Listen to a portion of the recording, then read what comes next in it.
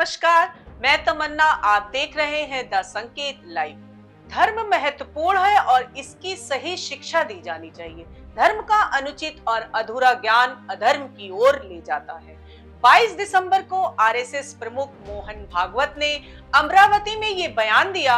इससे पहले उन्होंने 19 दिसंबर को पुणे में कहा था कि हर दिन मंदिर मस्जिद विवाद उठाया जाना सही नहीं है।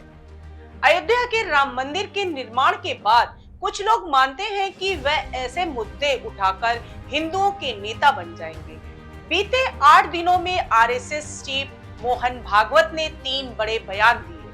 22 दिसंबर को महाराष्ट्र के अमरावती में महानुभाव आश्रम के शताब्दी समारोह में कहा कि धर्म महत्वपूर्ण है और इसकी सही शिक्षा दी जानी चाहिए। धर्म का अनुचित और अधूरा ज्ञान अधर्म की ओर ले जाता है। म्हणून हा धर्म समजवावा लागतो आणि समजवणं फार कठीण गोष्ट आहे। मनुष्य समजत नाही। आणि खूप ज्ञानी मनुष्य असेल तर त्याला त म्हटल्यावर ताकभात लगेच लक्षात येतो। फार अज्ञानी माणूस असेल तर सांगणारा ज्ञानी आहे त्याला माहीत असतं म्हणून त्याचं तो लगेच आहे। धर्म हा समजवावा लागतो। तो नीट नाही समजला तर त्या धर्माच्या अर्धवट ज्ञानाने अधर्म होतो। जगामध्ये धर्माच्या नावाखाली जितके अत्याचार झाले आहेत ते या चुकीच्या समजुतीमुळे झाले आहेत आणि म्हणून तो धर्म समजवायचं काम करणारे संप्रदाय असावे लागतात। नुसते पंथ असून चालत नाही। 19 दिसंबर को पुणे में सहजीवन व्याख्यान माला में कहा, हर दिन एक नया मामला उठाया जा रहा है। इसकी अनुमति कैसे दी जा सकती है? हाल ही में मंदिरों का पता लगाने के लिए मस्जिदों के सर्वे की मांगे अदालतों में पहुंची है। इसी दिन उन्होंने कहा कि अयोध्या के राम मंदिर के निर्माण के बाद कुछ लोग ऐसा मानते हैं कि वे ऐसे मुद्दे उठाकर हिंदुओं के नेता बन जाएंगे। जर ही हार्मनी जर जगाला पाहिजे असेल तर आपल्या देशात याचं मॉडेल उभं करायचं म्हणजे ही हार्मनी आपल्या देशात असली पाहिजे। श्रद्धेचा आदर सगळं राम मंदिर झालं पाहिजे, ते होत आहे। हिंदूंची श्रद्धा असताना हिंदूंना वाटतं, परंतु असं केलं म्हणजे हिंदूमध्ये नेता होता येतं म्हणून किंवा अतिरेकी भूतकाळाच्या ओझ्याच्या परिणामामुळे अतिरेकी तिरस्कार, द्वेष, शत्रुता, संशय याच्या पोटी रोज एक नवीन प्रकरण काढणे हे कसं चालेल? हे नाही चालणार। 16 दिसंबर को पुणे में भारत विकास परिषद के एक कार्यक्रम में कहा, व्यक्ति को अहंकार से दूर रहना चाहिए, नहीं तो वह गड्ढे में गिर सकता है। पिछले दिनों मोहन भागवत ने कहा था कि जाति भगवान ने नहीं बनाई है, जाति पंडितों ने बनाई जो गलत है। भगवान के लिए हम सभी एक हैं। हम काही असलं तरी योग्यता एक आहे, मान सन्मान एक आहे, आपलेपणा सर्वांविषयी आहे। कोणीही उच्च नीच नाही। शास्त्रांचा आधार घेऊन पंडित लोक जे सांगत असतात ते खोटं आहे।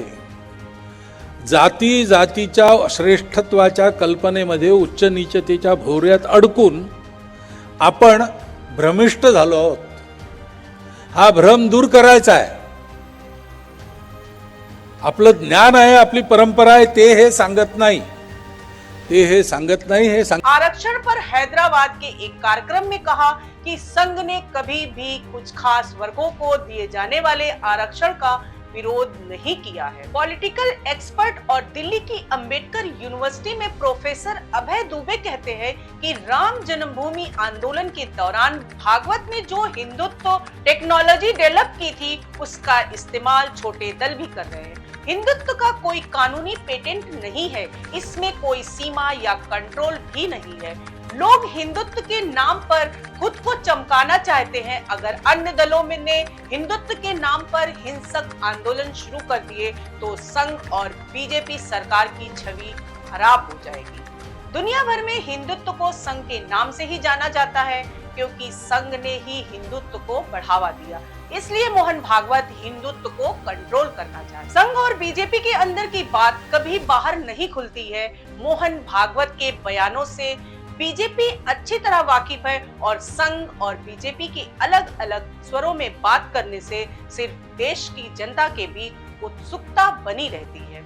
पर्दे के आगे भले ही दोनों एक दूसरे पर कटाक्ष करें, लेकिन पर्दे के पीछे मिलीभगत होती है। इसलिए यह कहना गलत होगा कि मोहन भागवत बीजेपी को कोई मैसेज या चेतावनी दे रहे हैं। 16 दिसंबर को उत्तर प्रदेश विधानसभा में मुख्यमंत्री योगी आदित्यनाथ ने कहा था कि संभल की जामा मस्जिद के सर्वे में पत्थरबाजी करने वालों को बख्शा नहीं जाएगा। सौहार्द की बात करते हैं, शर्म नहीं आती इन लोगों को सौहार्द के बारे में चर्चा करने की।